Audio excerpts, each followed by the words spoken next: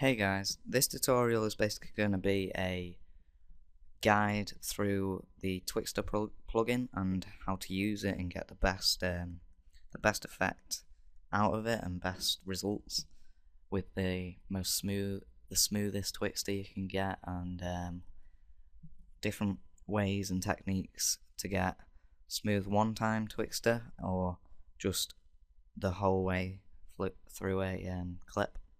So start off, open up your After Effects, and you want to go to New Composition. For this to work best, you have to have 59.94 frames per second.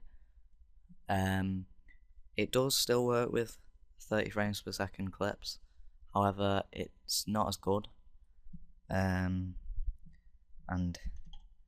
it basically just, because there's less frames, there's bigger jumps between frames. So therefore, what Twixtor does, it generates new frames by blending those frames together. And with 60 frames per second, it's obviously more frames, so there's a smaller difference. So it's easier for the software plugin to generate new frames. But it does still work with 30 frames per second, but just not as well. So you're going to want to import your clip. So I'm going to use a clip from a while ago from an edit that I've already done, and then I'll try and show you how I get the smoothest Twixtor I can, and different ways to start and stop different Twixtors in different positions. So I've got my clip originally, and I'm going to crop it. I'm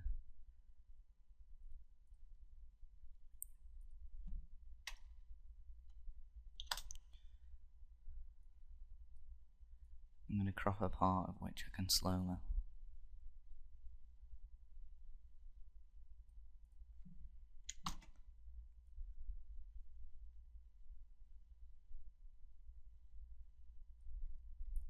Right, so there I've got my clip. I'm basically just gonna trim the composition to this size. So you'll want to import your clip, and once your clip, hopefully it'll be already rendered, which makes it a lot easier. But so I've got my clip, and I'm gonna in this composition, which I'm gonna rename to Twixtor, this has just the clip in, right? So with just the clip, I'm gonna have to make this composition. Now it's 3 seconds. I'm doing it at 1%, so it's really nice, smooth slow-mo. I'm just gonna make the video the composition size to 3 minutes long. I need to right-click, enable time remapping. I'm gonna add on there. This isn't necessary, this is just to help me mark out where I am. Right, so what you'll need to do next, once you've enabled time remapping, is go to Effects, Vision Plugins, Twixtor Pro. You have to change this input frame rate to the frame rate of your clip, in my case 59.94. Once you've done this, this first way I'm going to show you how to get a smooth slow-mo on the whole of the clip. And basically, you just want to go to 1%. Once it's 1%, you'll get a really smooth slow-mo. And around here, if you have it a little bit faster, the slow-mo, you get a lot of shadowing. And I'll try and get an example of that right now. Say I put it on 30. And it's generally in the places with most movement. Like here, there's a bit of shadow in there, and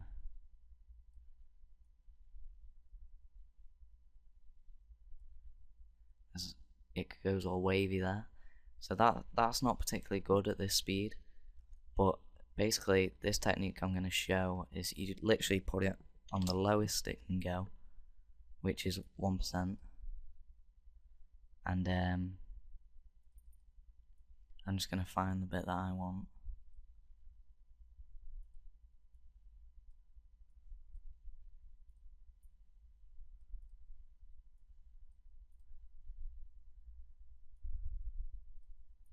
Right, I'll use this bit.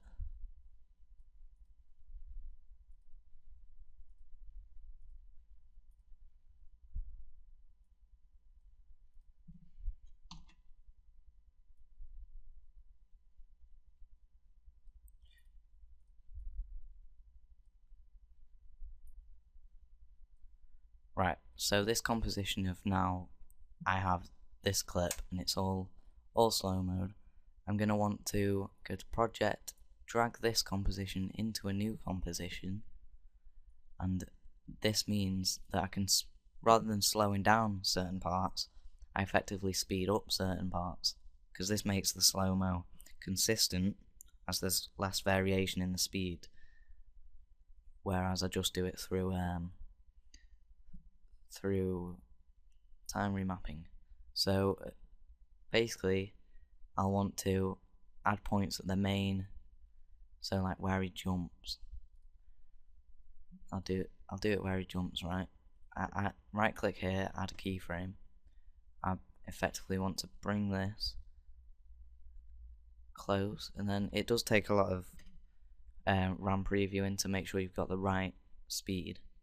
However, it does come out with a really nice outcome, because it's effectively playing at 1% of the speed rather than like at the whole for the whole clip.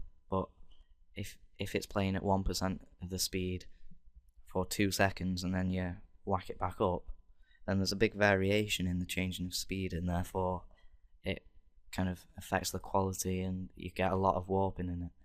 So you literally just apply a when you want to make it faster and when you want to make it slower. So this should be fast, and then he'll jump and it'll go slow, and then it'll go fast again. Another tip that I can show you is if you click this graph type thing, and then it'll show you a graph of how fast the time remapping is showing. You can literally, where you want to start the slow-mo, because it's being made faster, it's not hard for the software to slow it down. It doesn't affect the quality as much as it would if you didn't use this method. So I'd use easy ease in and also easy ease out, and the same on the second one. This makes, if any of you have all used Sony Vegas, there's a software in the software where you use the velocity to change the speed of the clip so that it eases in, and this is basically After Effects' version of velocity. So this is one technique, and I'll start again with a new technique now, and basically it's the same again. You find the bit where you want,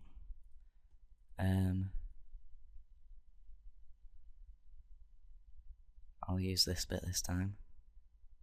You find the part of the clip that you want. Yours will probably already be cut.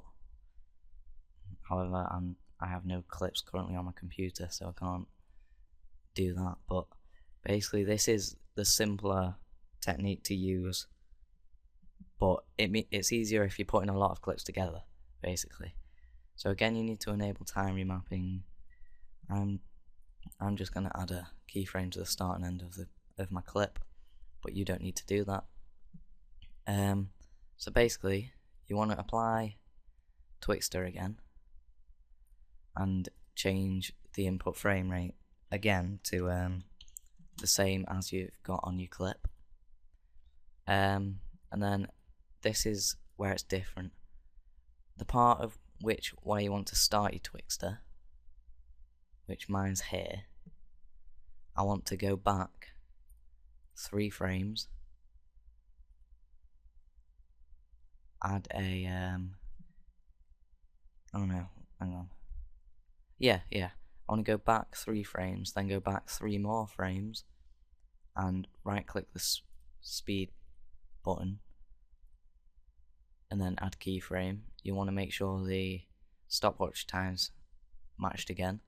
Then you want to go 3 frames more and change it to, say, speed of 6, and then at the end of your slow-mo, or closer to where you can see it warping, you want to add another keyframe and change it to 100, and then here's the tough part, is you have to get it just right. Yeah, you want to add another keyframe, changing this to 6 again, and then open. I'm only saying 6 because it's a number that I can think of that I can keep working. However, so if I watch this now, he'll slow down as he's starting to jump. He'll slow down dramatically, and then he'll speed up.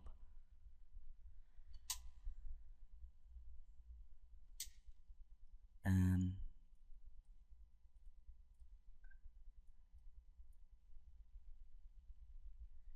then I'll speed up again. There is a lot of tweaking in this method, and it doesn't always work out as you expect. However, depending on the frame rate and how much you use each of the speeds, it does vary, but it does generally, it's the easier method to use if you're applying a lot of clips together. So I hope this tutorial's helped you guys. I know I've been a bit on and off, but hopefully it's helped. And if it did help and you did understand it, please could you give the video a like and just help promote my channel, really, because I'm just trying to help you guys out. It would be nice to get it back in return. Thanks, guys.